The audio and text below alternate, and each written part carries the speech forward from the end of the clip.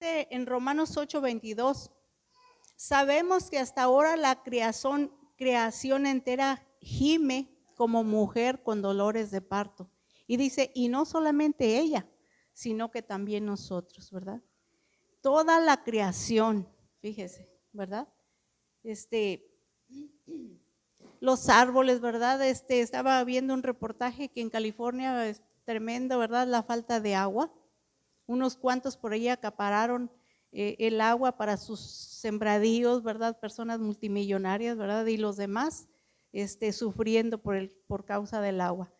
La tierra agrietada, ¿verdad? En los pisos, ¿verdad? Y entonces fíjese, la tierra gime, ¿verdad? Está sufriendo, ¿verdad? Entonces todos sufrimos, ¿verdad? Pero ¿sabe qué? Dice ahí donde leímos, ¿verdad? El capítulo 21, que estamos invitados a sufrir por el Señor, ¿verdad? Él fue el que sufrió primeramente por nosotros, ¿verdad? Y entonces dice que así nos puso el ejemplo para que también nosotros suframos por Él, ¿verdad? Esto cuando hace tiempo que yo lo leí me quedé así como que santo Dios, pues para esto fuisteis llamados, para que también, porque también Cristo padeció por nosotros dejándonos ejemplo. Para esto fuimos llamados, dije yo, Señor, para sufrir, pero para sufrir por el Señor, ¿verdad? Entonces, muchas veces nos preguntamos así, bueno, ¿y pero por qué sufrimos, verdad? Y sabe qué? Que todo sufrimiento tiene una finalidad. No hay, de verdad que no hay sufrimiento sin una finalidad. Pero nosotros como hijos de Dios tenemos un grande consuelo, ¿verdad? Porque la misma palabra nos lo dice, dice que los sufrimientos de los que aman a Dios siempre les van a ayudar para bien, para algo bueno, ¿verdad?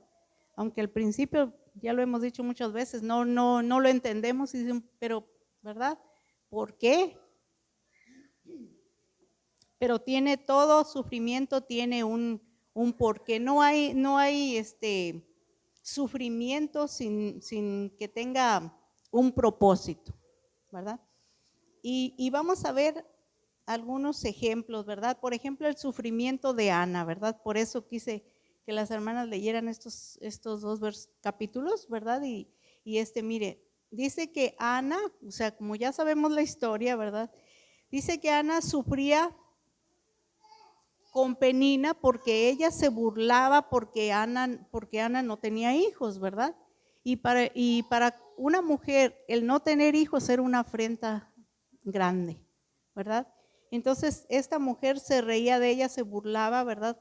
Y cada año que subían al templo, ¿verdad?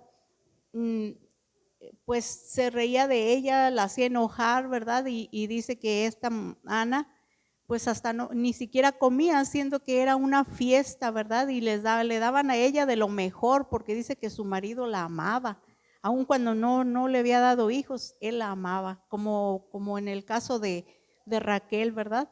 Que Jacob tenía a Lea y con hijos, y a Raquel, que era la que más amaba, no tenía hijos, ¿verdad? Al principio, y también era lo mismo, ¿verdad? Entonces, esta Ana, ella sufría y sufría, ¿verdad? Y allí leímos que dice que cada año que subían al templo. Pero usted cree que allá en su casa, ¿verdad? En la vida diaria, ¿no era lo mismo? También, ¿verdad? También estaba sufriendo Ana por causa de no tener un hijo. Y yo me imagino que Ana en su diario vivir, en sus oraciones, ella le pedía a Dios, ¿verdad? Porque le diera hijos. Pero entonces como para qué ella estaría pidiendo hijos, solamente para que dejaran de reírse de ella, para sentirse plena, ¿verdad? A veces dicen, no, pues hasta que tengo un hijo ya me siento completamente una mujer, ¿verdad? Ella no tenía hijos, ¿verdad? Pero un día ella tomó una decisión, ¿verdad?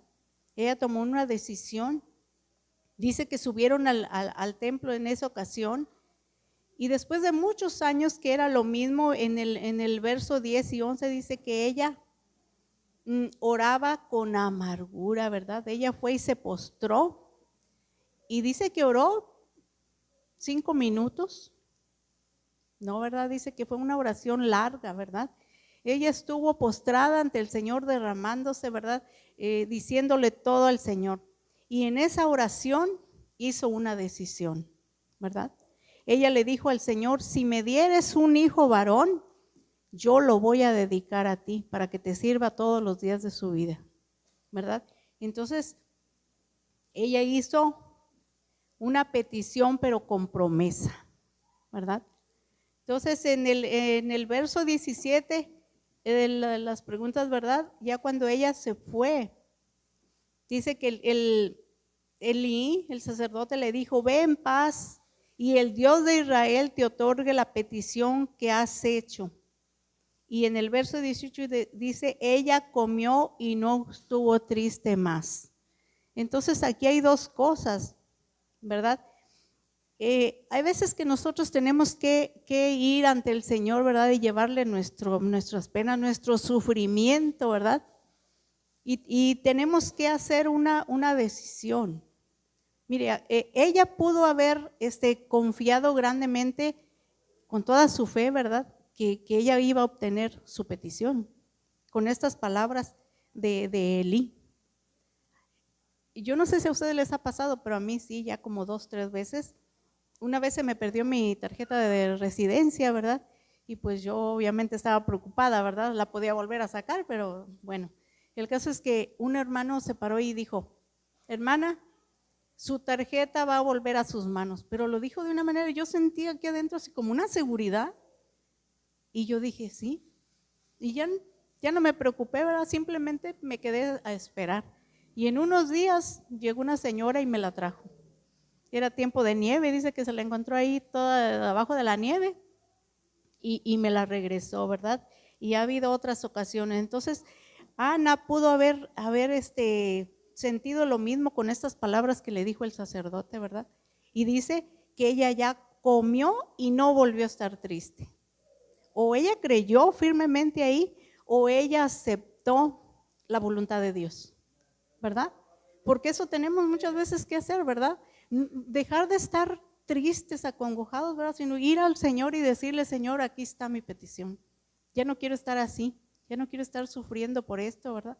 Dijo alguien, si tiene solución, ¿para qué te preocupas? Y si no tiene, pues también ¿para qué te preocupas si no tiene solución, ¿verdad? Entonces, ella hizo esa decisión. A lo mejor yo me imagino que pudo haberle dicho, Señor, como dijo Job, ¿verdad?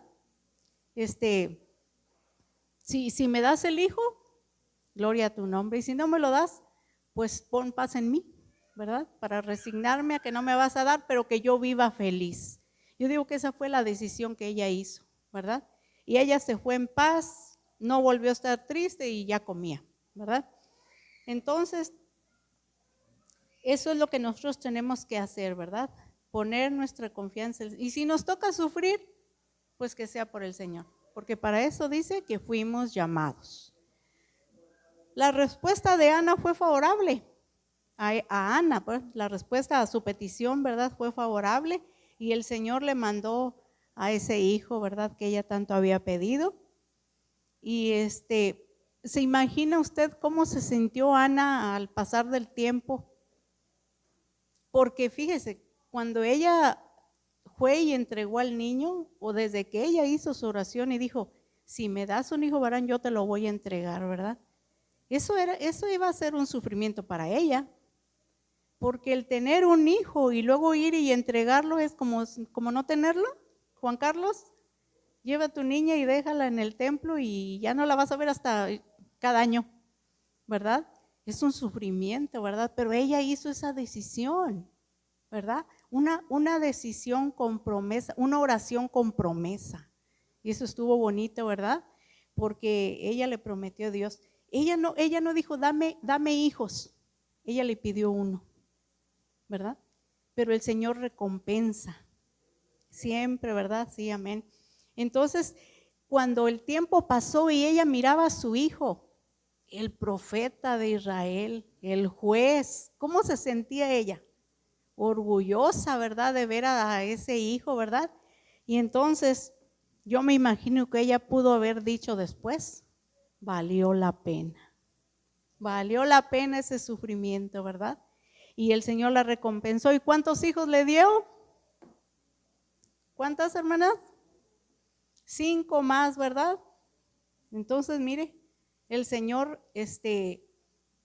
recompensa, ¿verdad?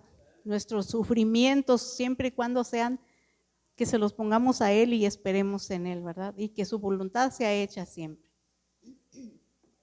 Vamos a ver el sufrimiento de Job, muy conocido, ¿verdad?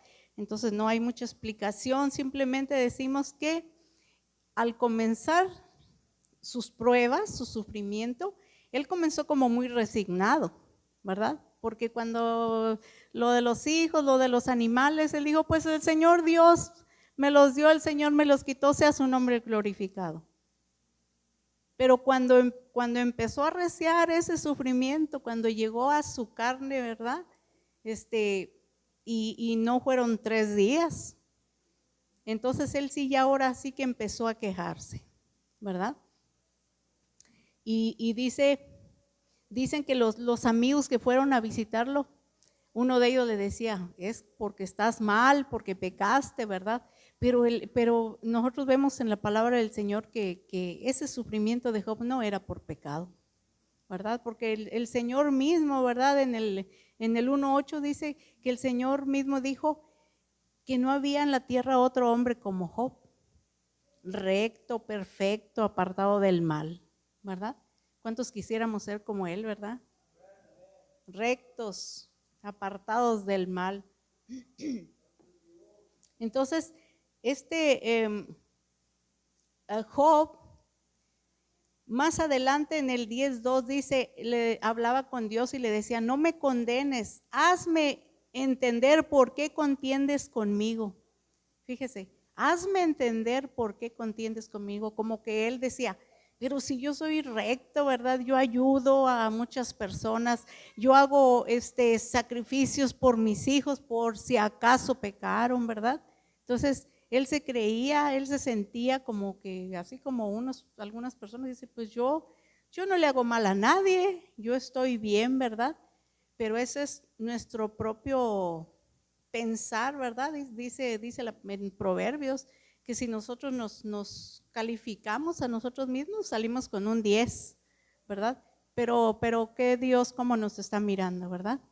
Dios cómo estaría mirando, ¿verdad? A Job así realmente. Job, su sufrimiento tenía también un propósito, ¿verdad? Él no comprendía y nosotros también cuando estamos pasando por ciertas cosas no comprendemos, ¿verdad? Y también nos preguntamos, como él decía, ¿por qué me condenas? Hazme entender, ¿verdad? Pues sabe qué? Que la santificación nos cuesta, ¿verdad que sí? No es fácil mantenerse uno, ¿verdad? Para mantenerse uno, es como los que quieren mantener un cuerpo bien sano, ¿verdad? Que van al gimnasio. Tienes que estar ahí constante, ¿verdad? No ir un día y 3, 4 no y así. También en lo espiritual, ¿verdad? Nos cuesta para poder estar lo mejor posible ante la presencia de nuestro Dios, ¿verdad? Y Job, él decía, pues la palabra nos dice, ¿verdad? Que él ayudaba mucho, ¿verdad? Y era temeroso de Dios, mismo Dios lo dijo, ¿verdad? Pero siempre hay algo ahí. Entonces, el consagrarnos al Señor nos cuesta, dice Mateo 5:29, si tu ojo te fuera ocasión de caer, sácalo, ¿verdad? Es mejor que entres al cielo con un solo ojo y no que te vayas con los 2 al infierno, ¿verdad? O sea, esas son cosas que nos pueden estar estorbando, ¿verdad?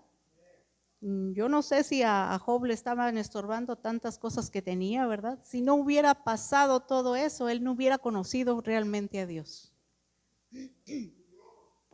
Porque más adelante él comprendió en el capítulo 38:3 dice, por tanto, he declarado lo que no comprendía, cosas demasiadas maravillosas para mí que yo no sabía.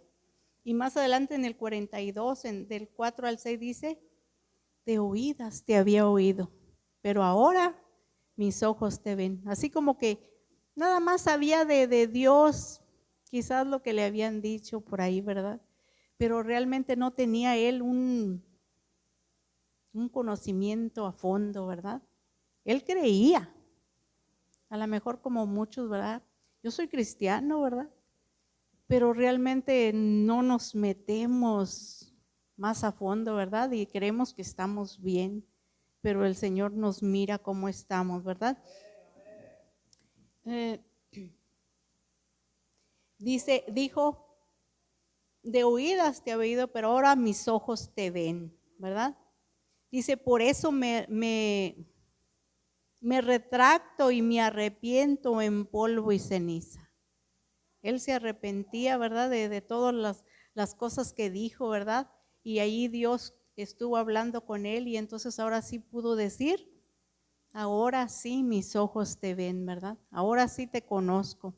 Ve, el sufrimiento tenía un propósito, ¿verdad? Aún en ese hombre que era tan de lo más recto que había, ¿verdad? Había un propósito para su sufrimiento, ¿verdad? Hay unas palabras muy bonitas, ¿verdad? Que si él las hubiera dicho, estuvieran muy, muy adecuadas. Dice, tú destruiste dulcemente lo que yo construí para que mirara hacia el cielo. Está bonito, ¿verdad? Tú destruiste dulcemente lo que yo construí para que mirara hacia el cielo. El Señor le destruyó todo lo que tenía, ¿verdad? Y solamente de esa manera fue que él pudo mirar desde el cielo y poder conocer verdaderamente al Señor. Eso está hermoso, ¿verdad? Y yo me imagino que también Job al final fue recompensado como Ana, ¿verdad? Le dio más hijos, le recompensó más de todo lo que había perdido, ¿verdad? Y yo me imagino que también Job ha de haber dicho, valió la pena, ¿verdad? Y el último y el más importante, por eso lo dejamos al último, es el sufrimiento más precioso que fue el de nuestro Señor Jesucristo, ¿verdad? Y él sí que era verdaderamente recto, ¿verdad? Santo, sin mancha. Y él escogió dejar su trono de gloria por venir a este mundo a sufrir por cada uno de nosotros, ¿verdad? Entonces, dice Mateo 26:37, que él se fue al Getsemaní, ¿verdad? Y se llevó a sus más allegados, que era los dos hijos de Zebedeo y a Pedro, ¿verdad? Y a ellos con mucha confianza les dijo, mi alma está triste, hasta la muerte, dijo, ¿verdad? Él estaba triste, sabe que el sufrimiento tan grande que le esperaba, o sea, el momento del propósito para lo que él había venido, se estaba acercando, ¿verdad? Y en ese momento él estaba mirándonos a cada uno de nosotros, ¿verdad? Aún los que ni siquiera todavía estábamos y los que todavía ni siquiera están. Él estaba mirando la cara de cada uno de nosotros en ese momento, ¿verdad? Y él vino para dar su vida, para sufrir por cada uno de nosotros. Él soportó soledad, ¿verdad? Todos sus amigos, sus discípulos, ¿verdad?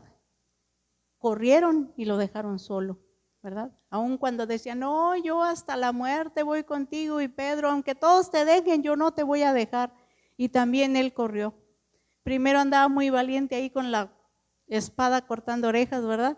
Y después al final también corrió. Y luego, burlas, lo golpeaban, le jalaban, dice, el pelo, la barba, y luego le decían, lo cacheteaban, y dinos quién te pegó, ¿verdad? ¿Quién te golpeó? Se burlaban de él. Traición, Judas lo traicionó, ¿verdad? Y al final la crucifixión, y todo fue por cada uno de nosotros. Gran sufrimiento, ¿verdad? Dicen que hay una historia real que es de aquí de Estados Unidos, Dicen que hasta hicieron una película de ella, ¿verdad? Y que dicen que era una madre que tenía, que perdió 4 hijos en una guerra, no sé cuál, ¿verdad? Pero perdió sus 4 hijos y tenía uno más, ¿verdad? Quizás era el más chico, ¿verdad? Y entonces él también, pues también se hizo soldado y también estaba en la guerra, ¿verdad? Y entonces dice que el teniente, ¿verdad? Él pensó y dijo, no es posible que esta madre pierda a todos sus hijos en la guerra. Voy a ir a sacarlo de ahí. Lo iba a liberar, ¿verdad? Que se fuera a su casa, pero lo tuvo que ir a rescatar porque estaban en lo fuerte de la guerra, ¿verdad? Y él andaba ahí combatiendo, ¿verdad? Y entonces esta persona fue y sí lo pudo rescatar de ahí, ¿verdad? Y le dijo, vete a estar con tu mamá sus últimos años de vida, ¿verdad? Pero este señor murió, ¿verdad? En el combate él murió, pero antes de morir dice que le dijo, espero que te merezcas este sacrificio, vive una vida digna que valga la pena mi muerte. Fíjese, ahí tenemos una comparación con el Señor Jesucristo, ¿verdad? También nosotros debemos vivir una vida digna que valga la pena la muerte de nuestro Señor, ¿verdad? ¿Se acuerdan que les pedí oración por 2 pastores, ¿verdad? Uno que le quemaron su casa y a otro lo secuestraron, ¿verdad? Hasta ahorita yo no sé nada de ellos, ¿verdad? Pero dice Mateo 5, 10 y 11, bienaventurados los que padecen persecución. ¿Se imagina cómo están estas familias, verdad? Sobre todo con el que secuestraron, si es que todavía no saben nada de él o si lo mataron o qué sé yo, ¿verdad? Pero es por causa del evangelio. Y volvemos y repetimos, el Señor dice, para esto fuimos llamados, ¿verdad? Bienaventurado el que sufra por causa del evangelio, por causa del Señor, ¿verdad? Y ¿sabe qué? Que ese sufrimiento por causa del evangelio está generando recompensa grande en el cielo, ¿verdad?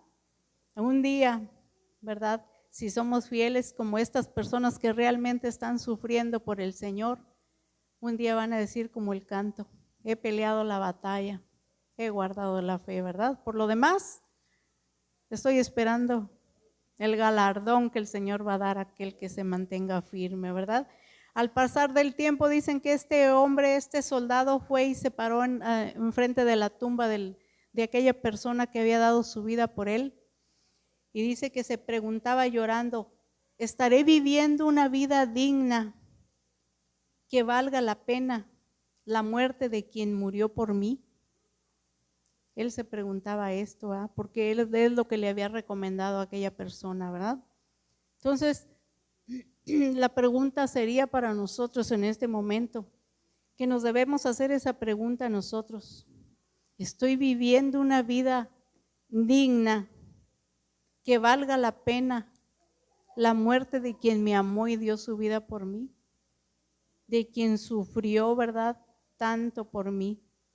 El Señor Jesucristo cuando estuvo en la cruz, sus últimas palabras dice que fueron, consumado es. En otras palabras yo podría decir que también él dijo, Padre, valió la pena.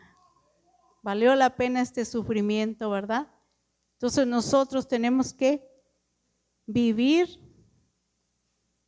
de tal manera, preguntémonos en esta tarde, ¿verdad?